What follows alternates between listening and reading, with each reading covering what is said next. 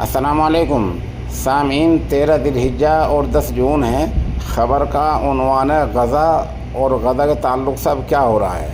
پہلے بتا دوں کہ غزہ کے تعلق سے جہاں عرب ممالک پوری طرح محو خواب ہیں، سوئے ہوئے ہیں، وہیں یورپی ممالک اب بیدار ہو گئے ہیں۔ اس طرح روس نے بھی بات چیت کی ہے۔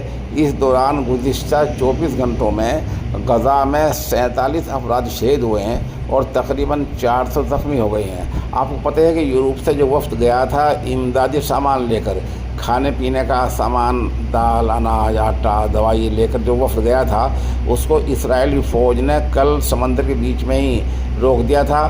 ان کو پہلے یرغمال بنا لیا تھا۔ اب اسرائیل کا یہ بیان آیا ہے کہ ان تمام لوگوں کو ان کے گھروں پر بھیج دیا جائے گا۔ ادھر فلسطین وزارت صحت نے اعلان کیا ہے کہ 24 گھنٹے کے دوران غزہ کی پٹی میں 47 افراد شہید ہو گئے، 400 زخمی ہو گئے ہیں۔ وزارت نے اپنے ٹیلی گرام چینل پر بتایا کہ غزہ کے ہسپتالوں میں 47 شہداء اور 388 زخمی لائے گئے ہیں۔ ادھر روسی خبر رساں ایجنسی ٹاس کے مطابق اکتوبر 2023 سے اب تک غزہ میں شہداء کی مجموعی تعداد 54,927 ہو گئی ہے، جبکہ زخمیوں کی تعداد 1,26,615 تک پہنچ چکی ہے۔ اس طرح پتہ بھی چلا ہے کہ امریکی صدر ٹرمپ اور روسی صدر پوتین کے درمیان کل غزہ اور ایران کو لے کر تقریباً 40 منٹ تک بات چیت ہوئی ہے۔